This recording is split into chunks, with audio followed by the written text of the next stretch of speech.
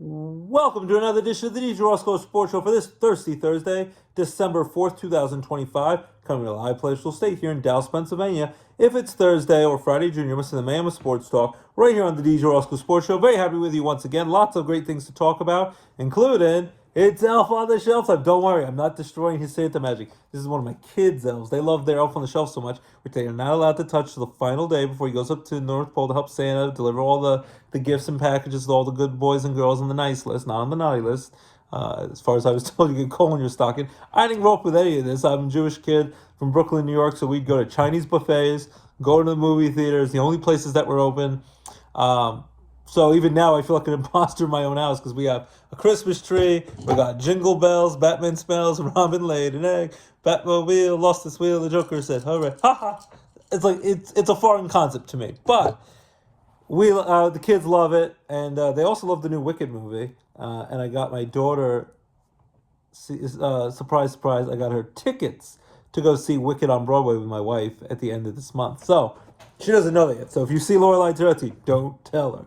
That's between me and you and whoever's watching the DJ Roscoe Sports Show. But she loves Wicked. She loved the new movie, Wicked for Good, the second one. And now she gets to see it on Broadway, so I'm hoping she's excited for that. But this is her Elf on the Shelf that my son has a blue one. She's got a gold one. I think this is Goldie. Like the Golden Girls, thank you for being a friend. You're a pal and a confidant. Thank you for being a friend.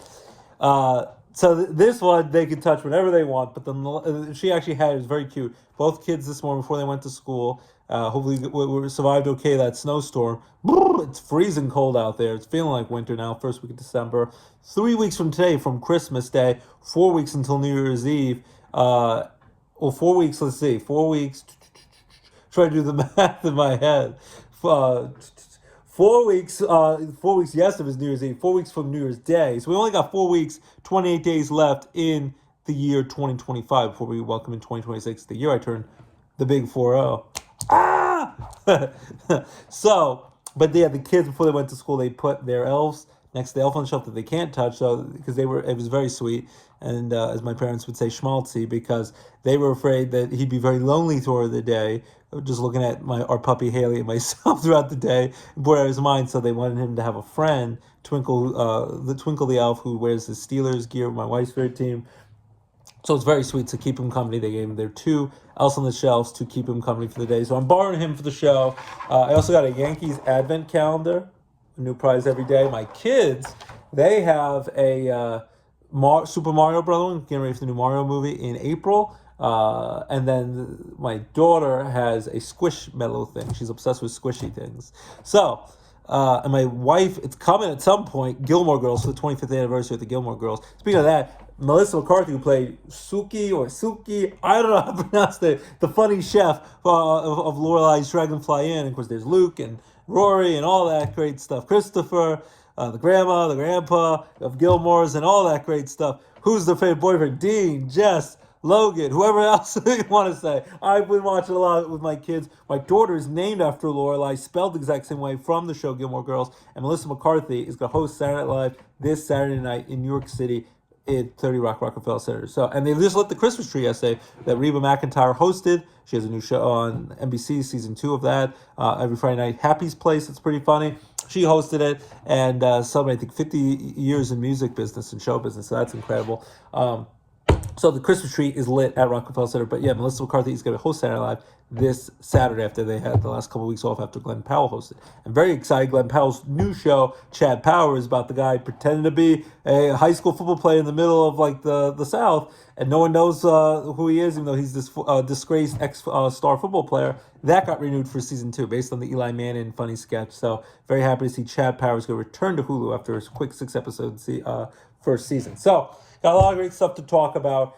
Got my trusted elf there. Haley, our puppy, might smell food and want something. I got my Owala cup. We're good to go. Got some jingle bells. Here's one that looks like the ball that's going to drop in New Year's Eve in a few weeks with Ryan Seacrest, New Year's Rockin' Eve, the Dick Clark special. Let's get right into it, though. We're already in week 14 of the NFL season. There's only 18 weeks in the NFL season. Everyone plays 17 games. There's even still teams who are getting very late bye weeks, late in the season. Now, the first week of December, they still haven't had a bye week. They've played 13 games. They finally get a bye week, 4 teams this week. But we're going to get into week 14 of the NFL schedule. Speaking of the bye week teams, I can rattle them off right now. Carolina Panthers, who are surprisingly 7-6, just knocked off. They were the number 1 seed in the NFC. The high-flying LA Rams, they pulled off an upset at home in Carolina over the Rams last Sunday. The Carolina Panthers 7-6, they're off. The New England Patriots have won 10 straight games. They're 11-2, beat up on the stinky New York Giants. Jackson Dart tried his best. That kicker who I think got cut, who was cut from the Falcons earlier in the year, he just decided to forget to kick a field goal, forget to kick the ball, and he's like, I stopped short, like Frank Costanza. Get ready for Festivus for the rest of Seinfeld style. And the Giants got embarrassed on Monday Night Football. So the Patriots, they've beat up on some bad teams, but you play who's ever on your schedule. They haven't haven't lost a game since, what was it? The third week of the season. They lost week 1 at home to the Vegas Raiders, who turned out to be awful with Geno Smith. And the first season under Pete Carroll, they fired Chip Kelly, the offensive coordinator. Tom Brady, besides broadcast and all the other things he does, he's a part-time owner of the Raiders. He must be embarrassed by that. And the Patriots also lost to Aaron Rodgers and the Steelers week 3 of the season on September 21st. They've not lost a game since in 2.5 months. So the Patriots flying high on a 10-game win streak, 11-2. They have a bye week. At the other end of it, they're already eliminated from the playoffs. They already fired their head coach and defensive coordinator. And Mike Kafka is the interim coach, but they're going to probably look for someone better in the offseason. I know there was rumors Bill Belichick, who struggled at North Carolina's first-year coach, and they didn't even make a bowl game, that maybe he'd go after being a defensive coordinator for them for many years in the 80s and early 90s. But at the moment, that's not happening. We'll see. The Giants are 2-11, and they're playing out the string. They have 4 games to play. As Rodney Dangerous would say, you can't get no way. He'd say 4. The San Francisco 49ers, they're 9-4. They've overcome so many injuries. Mac Jones has played some games. Brock Purdy's been banged up. In out of the line, George Kittle, Brandon Ayuk, all these star players. Christian McCaffrey's having a heck of a season. And the 49ers are 9-4. So Panthers, Patriots, and 49ers doing well. They all have bye weeks, much needed. 13 games in the season. You get a little respite before the stretch drive to the playoffs in late December, with a month to go in the regular season. This Sunday will make it only 9 weeks away from Super Bowl Sunday, Super Bowl 60 in California, in San Francisco. Remember my Super Bowl 60 pick. It's a little bit in shambles now, but I'll stick with it. Buffalo Bills over the Philadelphia Eagles. Both teams are struggling at times this season. And the Bills, my pick was to win the Super Bowl, but we'll see what happens. And the Giants, of course, have the bye week, who are terrible right now. We'll get right into it. It starts with a big game, Thursday Night Football on Amazon Prime Video, 8:15 p.m. Al Michaels, do you believe in miracles? Yes! And Kirk Herbstreit, the college football guy, Amazon Prime Video, 8:15 p.m. Both teams played on Turkey Day. Hope you had a happy and healthy Turkey Day, Thanksgiving, and Black Friday. No one got trampled for the double mando. They do come in the morning. It is not the Duma and things of that nature. Jamie, hasta la vista, baby. Jingle all the way. We like to talk about the Arnold Schwarzenegger. Oh my gosh, I can't believe it. I can't believe it's not Bata Fabio. I should do the whole sports show as Arnold Schwarzenegger. That'd be funny. You probably get sick of it and turn the dial.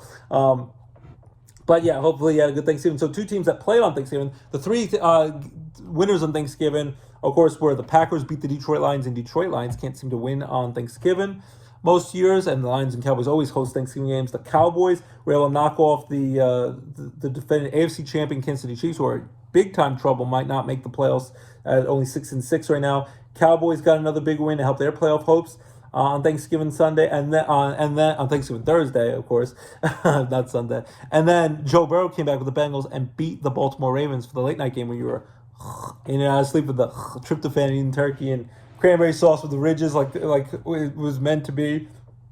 Right out of the can, and stovetop stuff, and none of that disgusting dressing that looks like puke, and pecan pie, potato, all that stuff. Though I don't really care for the other pies. I like pecan pie and cheesecake, but pumpkin pie, whatever. But hopefully you enjoyed your Thanksgiving, had a happy, healthy Thanksgiving and Black Friday, and your holiday shopping. You try to not be stressed out, and it's very hard during this time. And it's cold weather, and people are struggling. Grocery stores, very expensive prices. But we'll do our best. We'll try to be a distraction while we do it here with me and my little my elf on a shelf. Watch Will Ferrell's Elf movie. That will cheer you up for a little bit. But tonight, Cowboys 6-5-1, coming off winning 3 games against the stinky Raiders coming back from 21-0 to beat the Eagles the Sunday before, after, and then just 4 days later beating the Kansas City Chiefs in a 3-point win at home against the Kansas City Chiefs. So they've won 3 in a row after being 3-5-1. So they're still in playoff. They have a chance to get the playoffs. George Pickens is playing great. Dak Prescott's playing much better. CeeDee Lamb's out there doing well. And they will go on the road to take out the Detroit Lions, who are desperate for a win. They beat the stinky New York Giants in overtime the week before, but then on Thanksgiving, of course, lost at home to the Packers, the Packers swept the Detroit Lions. They won the first game of the season with them when they just got Micah Parsons, and they won again this on Thanksgiving. So the Lions lost by a touchdown last week. So now it's Cowboys at Lions, 8:15 p.m. tonight. Must win. I'm going to go with the Detroit Lions. Cowboys are getting hot, so you got to watch out for them. Dak Prescott is finding his guys, including George Pickens, who's playing out of his mind, even if it's just for now, because he's a free agent and he's going to be trying to make the big bucks. But George Pickens is playing incredible. I'm sure the Steelers would love to get him right now, but he was a problem child. They didn't want to keep him. They also got Adam Thielen, who's from the Vikings and formerly the Panthers, who used to be a very good wide receiver for the Vikings, about to retire. Maybe he'll give the Steelers a shot in the arm, because besides DK Metcalf, and they have Freiermuth and a big number 80, who's like, a gigantic dude to bring down. The Steelers need wide receivers, but George Pickens is tearing up for the Cowboys. But the Lions, I think, are desperate. They need a win. Dan Campbell allegedly punched a hole in the wall, was very frustrated with how much they struggled on Thanksgiving, and they've lost a lot of tough games. So I think the Lions will get this done, but I think it's going to be a high-scoring game. At home in Detroit, the Lion fans will be pumped. Jared Goff and company, they need to get it done. I think they'll do it, but I think it's going to be a high-scoring game. It's going to be a thriller. Should be one of the games of the week. I'm going to go with Lions 34 to 31. Lions over the Cowboys in a must-win. So the Lions improve to 8-5. Cowboys fall to 6-1, and their playoff hopes start to dwindle. Then for Sunday, December 7th, we have 8 early 1 p.m. games. It starts off 1 o'clock on Fox. The Seattle Seahawks playing great football, 9-3. Sam Darnold's playing out of his mind, MVP candidate, at the Atlanta Falcons, with Kirk Cousins playing out the string, the veteran quarterback who at times shows flashes, but is great, but he might be washed up at this point. Michael Penix Jr. is out for the rest of the season with the knee surgery. Falcons are struggling. They're 4-8. And the game's in Atlanta, and it's a West Coast team going to an East Coast team. You never know, but the Falcons come off a bad loss to my Jets. Jets won on a game-winning 56-yard field goal from the ageless Nick Folk, and the Jets won a game with Tyrod Taylor and Aaron Glenn and company. They only got 3 wins, but hey, at least it's a win. I'll take it. Even if it hurts their draft status. I've seen enough high draft picks that haven't worked out. I'd love to see the Jets win as many games as possible. So the Falcons coming off of that bad loss to my Jets on the road in Jersey. Seahawks beating up on a lot of teams. They're 9-3. I'll go with the Seahawks to win this game. It could be a game they could trip up on, but hopefully they take it seriously. They don't take it for granted. You have to put the pedal to the metal and be ready to go. But I think the Seahawks will find a way to win this against a bad Falcons team, as long as they don't underestimate them. I say that it will be close for a little while. They'll pull away late, 27-17 Seahawks over the Falcons. Seahawks proved to 10-3. Stay pace with the 49ers and Rams for the NFC West Division crown. Falcons fall to 4-9. 1 o'clock on CBS, we have the big match. They're going to play each other twice in the last 5 weeks of the season. The Steelers, 6-6, versus the Ravens, 6-6. And the Ravens have a tiebreaker. Ravens, as I mentioned, on Thursday night on Thanksgiving, lost to the return of Joe Burrow and the Bengals at home at Baltimore. Tough loss, but Joe Burrow gave them the shot in the arm. They needed the Bengals, and the Bengals dominated the Ravens in that game, and they made costly mistakes. Lamar Jackson and Derrick Henry still give the Ravens a chance in any game at home here. Usually they split the games. The Steelers are free-falling, so maybe the Steelers will find a way to bounce back here, but I don't think so, because Aaron Rodgers is getting beat up. He's looking bloody. He looks like Joe Pesci from the Home Alone movies with the winter cap and his bandaged nose, and he just looked disheveled and destroyed. He's falling on his broken left wrist, his non-thrown wrist. Maybe they give him a shot in the arm, and Aaron Rodgers, who just turned 42 years young on Tuesday, the same day my brother turned 32 years old, 10 years apart, and Britney Spears turned 44 years old. Gary Sanchez had a birthday on December 2nd. But I think the Steelers are struggling. Mike Tomlin's struggling. The defense struggling to give up a lot of points. They were up 7-3 at halftime at home against the Buffalo Bills, and then the Steelers couldn't stop the rushing attack of the Bills. Josh Allen made big plays when he needed to, couldn't get off the field on third down. And then, of course, right away in the second half, the first possession, Steelers, a big sack by Nick Bosa. Aaron Rodgers gets hurt, loses the ball for a while. Mason Rudolph comes in. He gets an interception, scores a touchdown. That fumble on that sack, that was a touchdown. And then even Aaron Rodgers comes back in, and the Steelers were done. So both teams are desperate. Big-time division rivalry. Whoever wins this is going to have first place in the division with only 4 games to go.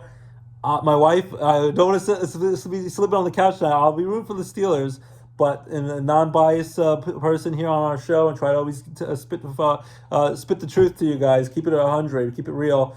I'm going to go with the Ravens here. I know that stinks, but I'm going to go with the Ravens. Close game, but I'll go with 23 to 16. Ravens by a touchdown at home over the Steelers. Ravens improved to 7-6 first place.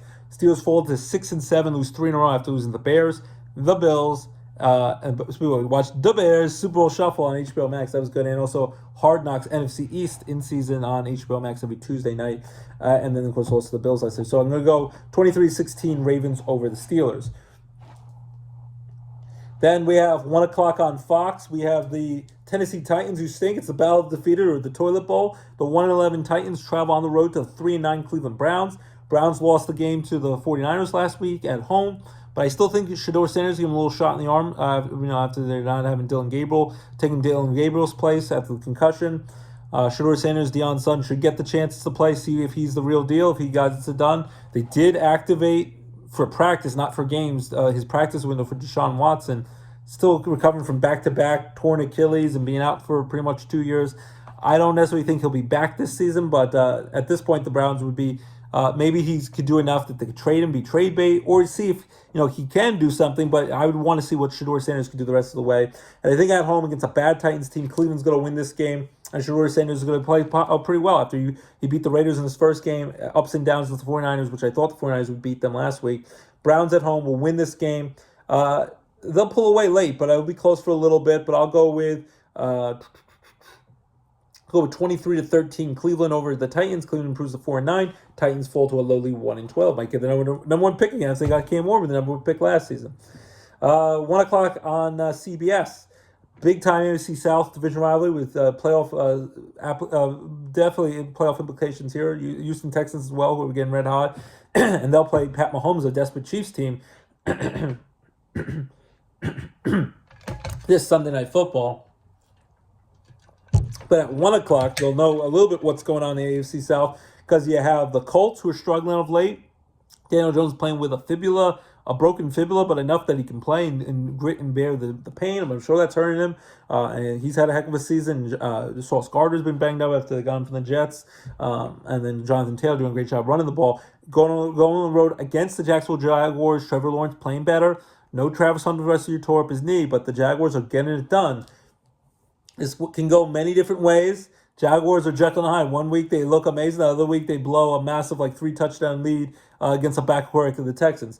I'm going to go with the Colts here, and can definitely go either way, but I'm going to say it's a close game. Come down to the wire, 30-27. Colts on the road over the Jaguars. They end their losing streak.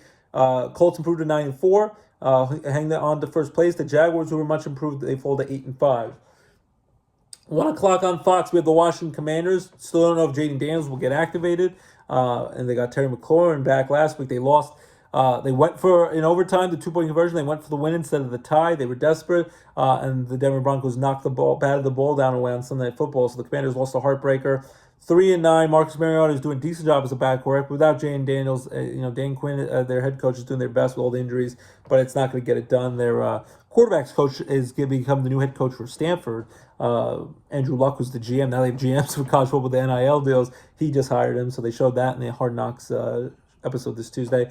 So Commanders 3-9 go on the road, take on the Minnesota Vikings. We're struggling mightily, 4-8. JJ McCarthy was out last week.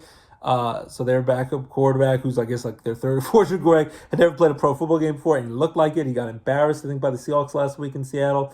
I'm going to go with the Commanders here to go on the road and beat the Vikings. Commanders are at least playing teams tough, even if they're losing heartbreakers. Dan Quinn, whether it's Marcus Mariota or their star second-year quarterback, who's been banged up a lot, there's Jaden Daniels, one way or another, they'll be ready to play, and they'll put out a pretty representative, solid, effort. So I'm going to go with the Commanders here over the Vikings, who even when J.J. McCarthy's healthy, is not that good. And I think he's going to be a bust, McCarthy. And Carson Wentz at least did decent at times when he was playing.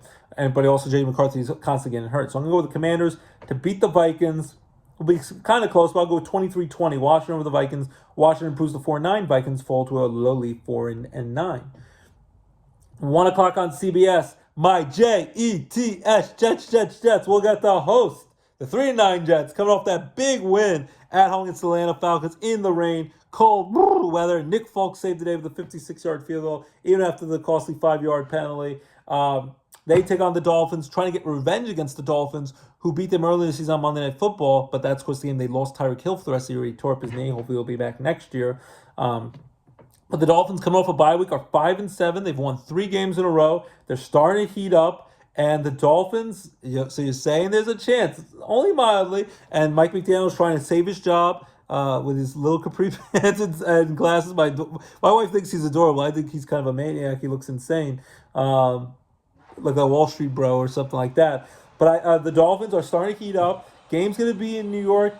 Both teams are desperate, but the Jets pretty much are out of it. The Dolphins still are playing for playoff hopes. I'm going to go with the Dolphins here as long as Tua stays healthy. I'm hoping like heck I'm wrong, just like last week. I was hoping the Jets would win, and they found a way to beat the Falcons, I picked the Falcons to win. It's hard to pick the Jets in any game with all their injuries, but Tyrod Taylor gives them a chance in every game. Much better chance and much more of a decent quarterback than Justin Fields, who seemed more of a runner than a quarterback at this point. And Breece Hall run the heck out of the ball. So the Jets have a chance. So you're saying there's a chance. I think it's going to be close. I think it will come down to the end. I'm going to go with 27-24, which is what the Jets beat the Falcons by last week. The Dolphins beat the Jets 27-24 on the road. Dolphins keep their slim playoff hopes alive at 6-7 with the win. Jets fall to a lowly 3-10. Haven't been in the playoffs in 15 years. Haven't had a winning season in 10 years. That's what life of being a Jet fan is. I'm never going to see them make a Super Bowl in my lifetime. But at least they won Super Bowl 3, and I can see old archive footage of Joe Namath guaranteeing a win and then winning the Super Bowl. But they have not won a Super Bowl since. And as they said in the little Nicky Adam Sandler movie, his new movie, Jay Kelly, with him and George Clooney and Adam Sandler this week on Netflix this Friday. And you can watch the Tom Cruise Mission Impossible Final Reckoning on Paramount Plus. Could be the last Mission Impossible movie. You could stream that this week. He probably sold his soul to the devil, Joe Namath, for the Jets to win that one Super Bowl. It's never going to happen again in my lifetime. I'm pretty sore about it, but it's the definition of insanity. I keep coming back for more and hoping that there'll be a different result, but definitely the definition of insanity. Keep cheering on my beloved stinky Jets. But I'll go with the Dolphins over the Jets, 27-24. 1 o'clock on CBS, we have the 2-10 Saints who stink at the Tampa Bay Buccaneers, 7-5. Baker Mayfield's banged up, but he played on his non-throwing arms, the separated shoulder. They were able to beat the Arizona Cardinals in a close game. Baker Mayfield's banged up. The team around him is banged up. Hopefully Mike Evans is coming back soon, the star receiver, whose consecutive 1,000-yard receiving season is going to end this year because of all the injuries with the broken collarbone. But I think Baker Mayfield, Baker we trust, when he's healthy or healthy-ish, especially against a bad team in his division like the Saints, at home, the Bucs will beat up on the Saints. They'll pull away late. I'll go with the Bucs 34-17 over the lowly Saints. Saints fall to 2-11. The Bucs improve their playoff hopes at 8-5. The last of the early 1 o'clock games, 1 o'clock on Fox, we have the 4-8 Bengals, but with Joe Burrow back, give him a shot in the arm, beat Lamar Jackson on the road on Thanksgiving night last Thursday. And the Bengals saying there's a chance if they win out, you never know. They can finish 9-8, maybe get in the playoffs, but they got a lot of work to do because of all the games they lost, including to my Jets a couple weeks ago. You know, Joe Flacco did his best, but they lost a lot of games after starting off the year 2-0, and they lost a lot of when Joe Burrow was healthy, and they lost a lot of games when Burrow got hurt. But Burrow looked pretty good. They go on the road to Buffalo, play the Bills, 8-4. I think it's gonna be one of the games of the week. It's gonna be a sleeper game. The Bengals could definitely pull off the upset with Joe Burrow. I'm a big fan of Joe Burrow. Got a lot of that cockiness, the moxie of like a Tom Brady, Joe Namath. You know, you just believe he's gonna get the job done. I think it's going to come down to the end, but I think in the end, Josh Allen, who just became who has the most rushing touchdowns in quarterback history, I think he's going to get it done at home with Bills Mafia. It'll be close, but I think Buffalo wins and really pretty much ends the Bengals' playoff hopes. Buffalo wins. I'll go with 27-24. They win by a field goal. Bills over the Bengals. Bills improved to 9-4. Still clinging on playoff hopes against the mighty Patriots. They play each other one more time this year in New England, and the Bengals fall to 4-9. For the late afternoon games, there's 3 late afternoon games, 4:05 on CBS. 4:05 on CBS, we have the 10-2 Broncos, who are on a 9-game win streak, but they've won a lot of games close. It's not looked pretty. They barely beat Washington last week without Jane Daniels, and Washington was banged up. But Bo Nix and Sean Payton keep finding ways to win. They go on the road, take on their division rival, the Raiders, who they just played on Thursday Night Football a few weeks ago. The Raiders are lowly 2-10. Geno Smith, I think, leading the league in interceptions. He's been a bust this year after doing well with Pete Carroll in Seattle. Pete Carroll struggled. As I said, they already fired their offensive coordinator, Chip Kelly, who apparently Tom Brady wanted to be there, and they really struggled. So in Vegas, I think the Broncos find a way to win. I think at times it's going to be ugly again because they win ugly, but they find ways to win. but I still think in come playoff time against a good team, they're going to have problems. The Broncos are going to get knocked out early, just like last year when they got knocked out by Buffalo. They're getting older, getting more mature. But the Broncos have won a lot of close games against a lot of either good teams or bad teams that have blown games, including the Giants blew a big lead to them late. One of their last big wins was on the road. I think they destroyed the Cowboys, but that was over a month ago. I'm going to go with the Broncos to beat the Raiders here. The pull away late. I'll go with 27 to 17. Broncos over the Raiders. Broncos win their 10th in a row. They improve to 11-2. Raiders fall to 2-11. 4:25 on Fox. We have the 9-3 Da Bears right now are the number one seed in the NFC. Could you believe it? Do you believe in miracles? Yes, Da Bears. 40th anniversary of them winning their 1-0 Super Bowl with Mike Ditka and the dominant Bears, Refrigerator Perry and Sweetness, Walter Payton, late great Walter Payton, the former Russian king, and Mike Singletary with those scary eyes when he tackled the crap out of you. And I said the Super Bowl shuffle, the makings of that, how they were cocky enough to do that during the season. No, thinking that, we're going to dominate win the Super Bowl, because if they didn't, they'd have a lot of egg on their face. Watch that quick 40-minute documentary on HBO Max. You'll enjoy it. I watched it last night.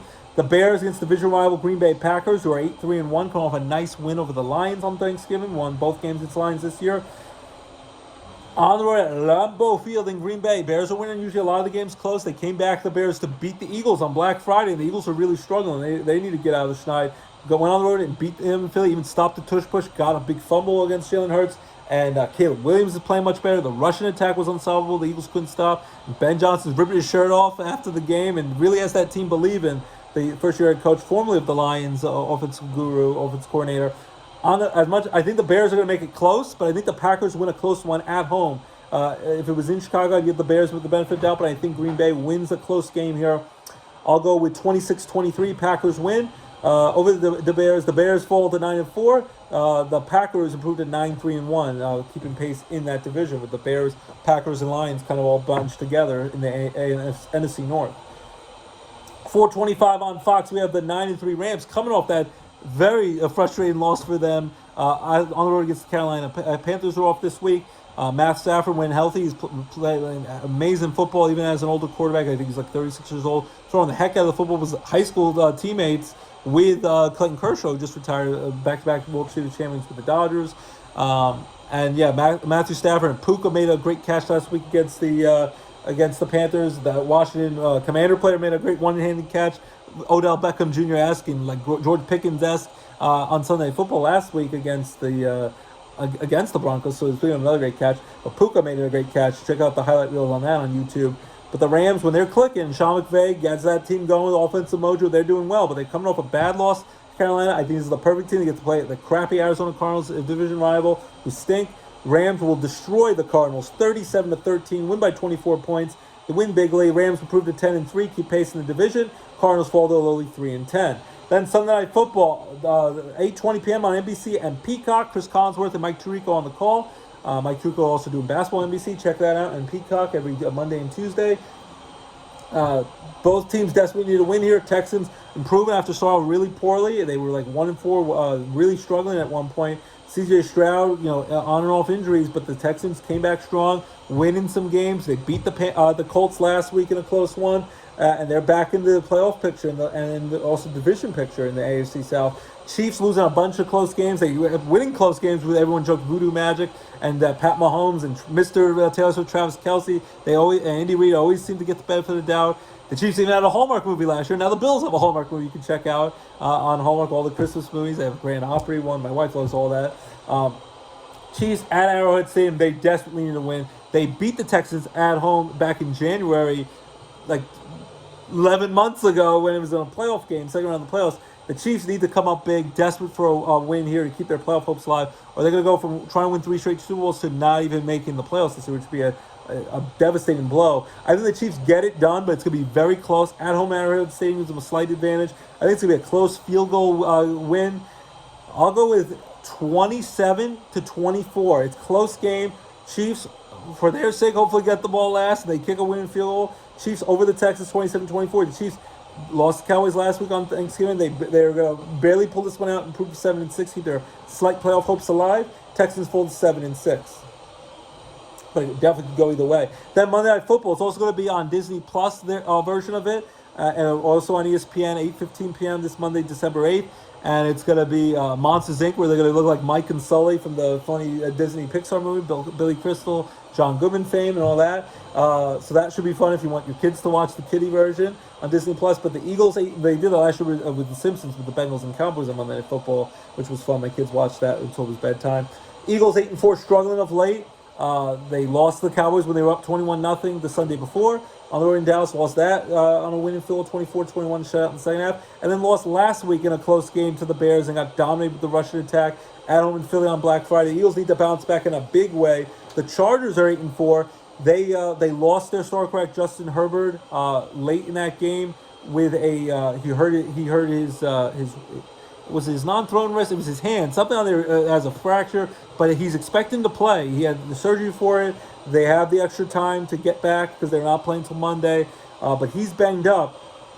And I think Justin Herbert will play, but maybe he will not be in top form. But the Eagles desperately need to win. They have had some success of late in LA. I think the Eagles get it done, because if not, you really start to worry that they'll have lost 3 in a row, and you're like, what the hell's going on with the Eagles? They desperately need to win. They were 8-2. If they lose 3 in a row, go to 8-5. You start creeping like, oh, maybe it's another collapse like it was 2 years ago, and they got knocked out of the first round and blew their division lead for the Cowboys. Eagles, I think, find a way to go to LA, where it's going to be mostly Eagle fans, because I was at LA in that SoFi Stadium, beautiful stadium, when we watched Steelers and Chargers on Sunday Night Football. It didn't matter that it was almost all Steeler fans, like 90% of them. Chargers don't have a lot of loyal Charger fans that go to the games. Passionate fan bases will take over that stadium. Buffalo was there, they take over the stadium. Cowboys would take over that stadium. Steeler fans take over the stadium. The Eagles are going to make trips. Philly fans, and they'll boo their Eagles, so they'll also feel the pressure. It'll be like another home game if they struggle. The Philly brotherly love, the Philly faithful will be in there in LA in full force, but I think they get it done. It will be close, but I'm going to go with the Eagles 30-23 by a touchdown. Eagles over the Chargers. Jalen Hurts needs to clean it up. The offense coordinator, which they definitely, none of that violence should be going his way. They're throwing eggs. First they thought it was Roxanne, they were saying it was eggs at his home in South Jersey. Don't do that, because he would put his family at risk. That's idiotic behavior that people should get arrested if they find out who's doing that front the offense coordinator, who people are frustrated with. I understand everyone's frustrated. Nick Sirianni, the coach, is struggling. The offense coordinator is struggling. Jalen Hurts is struggling. A.J. Brown's been frustrated. Devontae Smith's been frustrated. Saquon Barkley's not running the ball like he usually does. He's had a big regression this year after having a great season last year. First year coming from the Giants and win the Super Bowl and run for over 2,000 yards, all for the player of the year. He's had a lot of struggles. Eagles need to get it done, or else they're going to fall apart, maybe not even make the playoffs, or not even win the division. When they look, they would be the number 1 seed. They're defensible champions. It's gut check time. Eagles win a must-needed win in LA, 30-23 with against Jim Harbaugh and the banged-up Justin Herbert, who I think will play. 30-23. Eagles improved to 9-4. Much needed win to end their 2-game losing streak. Chargers fall to 8-5. So again, my NFL picks for Week 14. Quickly rattle them off. Starting tonight in a great game, Lions, a close high-scoring thrill over the Cowboys. Then I have Seahawks crush the Stinky Falcons. Ravens win a close one against my wife's Steelers. Hope I'm wrong, but I think the Ravens win that to be first place. The Cleveland Browns and Shedeur Sanders, Deion's son, beat the Stinky Tennessee Titans. Colts a close one over the Jaguars on the road in Jacksonville. Washington Commanders on the road against the Minnesota Vikings, who stink. Commanders win. My JTS Jets, hope they win. I think it'll be close, but I think the Dolphins keep their playoff hopes alive, slight playoff hopes alive, and beat the Jets close. Bucks, Baker, we trust. Baker and the Bucks crush the stinky New Orleans Saints. Bills win a close one. Josh Allen and the Bills win a close one at home with the Bills Mafia faithful against Joe Burrow and the Bengals. Pretty much end of the Bengals playoff hopes. But it's still great to see Joe Burrow out there, because it's great to see him if the Bengals don't have much to play for if they get knocked out. But he'll give him a chance on Sunday, just like he did against the Ravens on Thanksgiving. Raiders, the Broncos crush the Raiders, and the Broncos win their 10th in a row. The Raiders stink. Packers win a close one over the Bears, who are number 1 seed in the NFC. Packers win a close one at Lambeau Field at home in Green Bay. Rams on the road crush the stinky Arizona Cardinals, get back their winning ways. The Chiefs at home at Arrowhead Stadium find a way to get done with some Pat Mahomes and Andy Reid and Travis Kelce, Mr. Taylor Swift magic. Chiefs win a close one over the Houston Texans on Sunday Night Football. And on Monday Night Football, especially if you want to watch it Monsters Inc. style with your kids, have fun on Disney+. Eagles win a close one in LA and La La Land against the Chargers. And again, the 4 teams that are off this week are Carolina Hurricanes of hockey, Carolina Panthers, New England Patriots, San Francisco 49ers are all doing well, and the stinky New York Giants. So, agree or disagree, take Tungami in the morning is not the tuna and things that nature. My doggy Harley thinks I'm crazy for talking like this. So there's the Twinkle, the Elf on the Shelf with the Wicked, and all that things of that nature. So that's my Week 14 picks of the NFL schedule. College football should be fun this week. You got number 1 versus number 2 ranked team in the country. They're both going to the college football playoff. We'll probably know the college football playoff. I think they'll announce that on Sunday after championship Saturday. So we're going to have the Big Ten championship with Ohio State, who finally, Ryan Day and Ohio State got off the schneid, had lost 4 in a row to their arch rival Michigan. Went on the road to Michigan, hadn't beat Michigan since 2019 before they didn't play each other in COVID year in 2020. And they crushed in the snow, crushed Michigan at Michigan. So Ohio State wins that. They will go take on Indiana, the number 2 ranked team in the country, both undefeated, both going to the college football playoff. Indiana's a heck of a team, but they haven't really played anyone besides Oregon, who they were able to beat, and that's an impressive win. And Oregon might get in might get into the college football playoff, but Indiana's beat no one, so I would expect Ohio State to win the Big Ten title. But maybe Indiana will prove us wrong. But I think Ohio State wins that game. Their offensive coordinator is apparently going to be the South Florida head coach, but not until after the playoffs. You had the whole Lane Kiffin debacle, where he's now the LSU coach, and then he wanted to coach the team in the playoffs, and Ole Miss said no. So Ole Miss promoted their defensive coordinator to be their head coach for probably a playoff run. You had the SEC championship with Georgia and Alabama, should be a great one. Pac-10 championship, ACC title game, Duke and Virginia, I think it is. So a lot of playoff implications. We'll find out on Sunday who's in the college football playoff. Notre Dame, they won out, even though a lot of people hated that Miami beat them head-to-head the first game of the season, and Notre Dame will probably get picked over Miami in a college football playoff. And BYU is still in the hunt. Their coach is going to stay at BYU, not go to Penn State. Penn State at this point probably should just keep Terry Smith Jr. because the team's playing for him well. They won the last 3 games of the season to close out 6-6, all in the conference, playing the Big Ten, and they're going to be bowl eligible after beating Rutgers 40-36 last week. So Penn State's bowl eligible. Hopefully, Pinstripe Bowl, Yankee Stadium. Fingers crossed, that'd be fun. Maybe go to that one. Frigid cold, but Penn State maybe versus Pittsburgh. Pittsburgh got crushed by Miami last week at home at the Steelers Stadium, Acrisure Shore Stadium in Pittsburgh. But Penn State's going to a bowl game. Terry Smith Jr. at this point, I'd probably just pick him as my head coach. Virginia Tech, everyone's doing heavy recruiting. James Franklin's doing a good job there, picking up a lot of the key players now that he's the head coach for Virginia Tech. And NIL money, it's all crazy college football at this point. But enjoy the conference championship Saturday. That will be fun. And then we find out the controversy, who's going to be the top 12 teams in the college football playoff, who's in, who's out. We'll let you know and talk about it all next week on the DJ Roscoe Sports Show. And also you have, I think, the following week, Army versus Navy, and the Heisman Trophy winner will be given out. So that's college football. College basketball has been excited. They're getting to conference play now, and before you know it, it's going to be March Madness, so that's going to be exciting. We'll have our brackets, but now that they're in conference play, not just non-conference cupcake opponents, it's going to be exciting to see. I know Big Ten kicked off this week, and Syracuse got a nice upset win at home in Syracuse on Tuesday on my brother's birthday over the Tennessee Volunteers, who were ranked. So that's pretty cool. And John Calipari got a nice win yesterday for Arkansas and St. John's and all that great stuff. So college basketball's in full force. College football, getting ready for the college football playoffs and championship Saturday, conference championships. They don't mean quite as much now, but they're still fun to watch because now still a lot of teams like Indiana, Ohio State. Both teams are going to get in. They're not going to be eliminated if they don't get, win the college championship. We did the Week 14 NFL schedule. Basketball, my Knicks keep winning at home. They crushed sticky Charlotte Hornets last night. I think they're 11-1 at home at the Garden. The Brooklyn Nets got a rare win. The NBA in-season tournament cup's been fun. The Lakers doing great with Luka and LeBron James. I think they played the 76ers in Philly this weekend. There was a Pulse and Bus trip they sent me about that. So the Lakers have been doing well. Milwaukee, hopefully Giannis is healthy, but there's talk maybe he wants to get traded to the Knicks.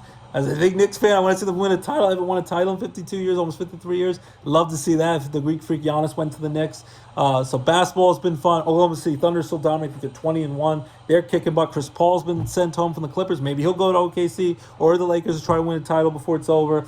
And the Clippers are really struggling. The Sixers got a nice win. They've been playing much better. So basketball, hockey, the Penguins play tonight against the Tampa Bay Lightning in Tampa, Florida. The Rangers play on the road against the Ottawa Senators tonight. Check it out. The Flyers got a nice home win last night against the Buffalo Sabres. The Baby Penguins, they play tomorrow night at Mohegan Sun Arena, Casey Plaza in Wilkes-Barre in the WB, 7:05. Check out Tux and the Penguins. Go waddle, waddle, waddle. So Baby Penguins are at home this Friday night. Check that out. They have discounted tickets for WYOU, WBRE Friday hockey tickets. I think only $14, particular seats in the stadium, in the arena. So check that out at home in Wilkes-Barre. So we got the hockey talk. There could be hockey in the Olympics, NHL players again starting in February in Italy. That'll be fun. Ovechkin's still on his pace, trying to get to his 1,000 goals. Sidney Crosby's playing great with the Penguins, the ageless wonder. So hockey, basketball, football, baseball season moves. Devin Williams, instead of the Yankees, now stays in New York. Had them change the facial hair policy. Struggled a lot for the Yankees. Down the stretch, pitched much better. He's going to the New York Mets on a 3-year contract, over $50 million.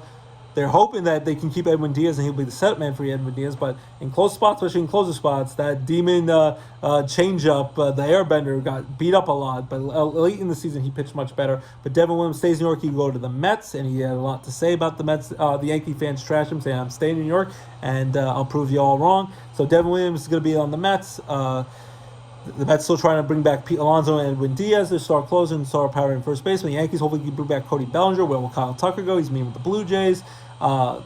Cedric Mullins goes to the Tampa Bay Rays, former Orioles and New York Mets outfielder. So a lot of will and deal. Pirates claim they're going to spend lots of money. Kyle Schwarber, hopefully the Phillies can bring him back. What will happen? Will the Cubs spend money? The Dodgers always are willing to spend money. The two-time defending World Series champions with Shohei Ohtani and company, and Aaron Judge, and the Yankees, their window is starting to close. And Garrett Cole's coming back from his Tommy John surgery. So and they just had Yankee Hot Stove, the premiere last night on Yankees. On the S Network and Gotham Sports Network, so check that out as we hear about all the baseball booty chatter and hot stove. And the winter meetings start next week. So baseball wheel and deal will be getting done soon with the off-season signings. The Blue Jays ready to sign Dylan Cease. The Red Sox got Sonny Gray in a trade, and of course Marcus Semien went from Texas to the Mets. The Mets traded their longtime star homegrown outfielder Brandon Nimmo to the Rangers. So a lot of wheel and deal and trades and sign-ins. Hopefully with the winter meetings this week up and coming, we'll talk all about that. And baseball will be back before you know it in spring training, and it'll warm you up on these cold winter days. So talk baseball, basketball, hockey, football, all that great stuff. Watch the new Wicked movie. My elf approves of it. The Running Man, the new Now You See Me 3 movie. We saw Zootopia 2 with the kids. That was a good time. Five Nights at Freddy this Friday, so check that out. Jay Kelly on Netflix. A lot of great things. The new Knives Out movie will be coming to Netflix soon after being in the movie theaters. It's coming December 12th to Netflix. So check it out. And on all the TV shows as they wrap up for the holidays and all that great stuff. I think the original cartoon Grinch will be on this tonight on NBC. So we're going to sing Rick Rolled on a Friday with the elves going to sing for my beautiful wife Abby, Lorelai, my beautiful daughter, and Elgin, my handsome son. Never going to give you up, never going to let you down, never going to run around and desert you. Our puppy thinks I'm crazy. Never going to make you cry, never going to say goodbye, never going to tell a lie and hurt you, never going to give you up. The elves singing, never going to give you up.